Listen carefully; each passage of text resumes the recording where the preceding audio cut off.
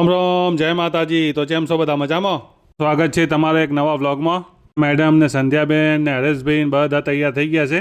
આ છે આપણા હરેશભાઈની ઓળી। ઓળીની સાફ સફાઈ ચાલે છે। ઓળીને પીવડાવ્યો સફરજનનો જ્યુસ। પછી બેસી ગયા ભાઈ બધા રિક્ષામાં અને પછી ગાય માતાના આશીર્વાદ લઈને આપણે ઉપડ્યા ભાઈ દર્શન કરવા। આપણે જવાનું છે શેભર ગોગ મહારાજના મંદિરે। અમે ભણાય છે જીડી મોદી કોલેજ। પછી આવી ગયું પાલનપુરનું બસ સ્ટેન્ડ। ખૂબ જ વિશાળ બસ સ્ટેન્ડ છે। પછી આવી ગયો મહારાણા પ્રતાપ ચોક એટલે કે કોજી। અને પછી આવી ગઈ આપણી ઓળી પુલ ઉપર। ડિઝાઇન જોરદાર બનાવી છે। આ છે પાલનપુરની આઈટીઆઈ। પણ આઈટીઆઈ કરેલું છે કોમેન્ટ કરજો।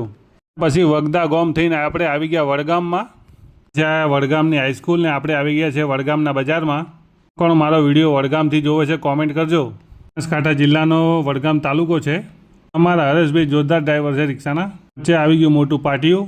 પછી આગળ આવ્યું માં સધીનું મંદિર, જય માં સધી। રસ્તામાં બીજું પાટિયું આવી ગયું। પછી આવી ગયા પાંચડા ગામમાં। પાંચડા ગામમાં આપણને ઘેટા બકરા મળી ગયા ભાઈ। આ સિટીમાં તો જોવાય નહીં મળતા। આપણા ગામડાઓની સંસ્કૃતિ છે। અમે ભળા છે શેભર ગોગ મહારાજનું બોર્ડ આવી ગયું છે અને હોમ મેં બધા ડુંગરા દેખાવા માંડ્યા છે। હવે થોડુંક જ દૂર છે શેભર ગોગ મહારાજ। ડુંગરા ચાલુ થઈ ગયા છે એટલે ડુંગરાઓની વચ્ચે આવેલું છે। આ છે સરસ્વતી નદી। બજરંગબલીના આશીર્વાદ લઈને આપણે આવી ગયા જૂના શેભર ગોગ મહારાજ। રાફડાવાળા તરીકે પ્રખ્યાત છે એ શેભર ગોગ મહારાજનો રાફડો છે। ગોગા મહારાજના દર્શન કરીને આપણે આવી ગયા ચણાચોર ગરમ ખાવા। ચણાચોર ગરમ ખાઈને આપણે ઉપડ્યા ભાઈ બીજા મંદિરે દર્શન કરવા, એટલે કે શેભર ગોગ મહારાજનું બીજું મંદિર છે ત્યાં ગાડી। આજે તો બહુ જ ટ્રાફિક છે। અને ફાઇનલી આપણે આવી ગયા મંદિરના મેઇન ગેટ આગળ। જય શેભર ગોગ મહારાજ। શેભર ગોગ મહારાજના મંદિરે દૂર દૂરથી લોકો પાચમ ભરવા આવે છે। અજવાળી પાચમ મંદિરનો ઇતિહાસ ભવ્ય અને ચમત્કારિક છે। ચાલો આપણે ગોગા મહારાજના દર્શન કરીએ। મંદિરની ભવ્યતા પણ બહુ જ સરસ છે। મંદિરની શિલ્પ કલા આપણા મનને મોહિત કરી દે છે। જય હો શેભર ગોગ મહારાજ, જય હો શેષ નાગ નારાયણ। મંદિરની ભવ્યતા એટલી સુંદર છે કે જાણે આપણે કોઈ નાગલોકમાં આવી ગયા હોય એવું લાગે છે આપણને। જરૂરથી આપના પરિવાર સાથે ગોગા મહારાજના દર્શન કરવા અવશ્ય પધારજો। ગોગા મહારાજના દર્શન કરીને એક અલગ જ ઉર્જા આપણને પ્રાપ્ત થાય છે।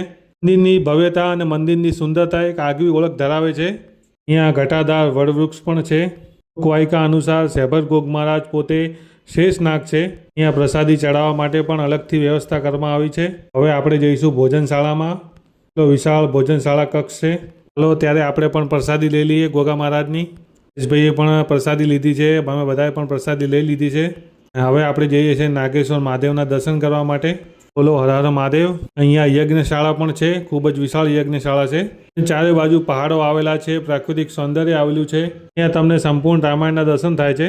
કેવો લાગ્યો વિડીયો કોમેન્ટ કરજો। જય ગોગા મહારાજ।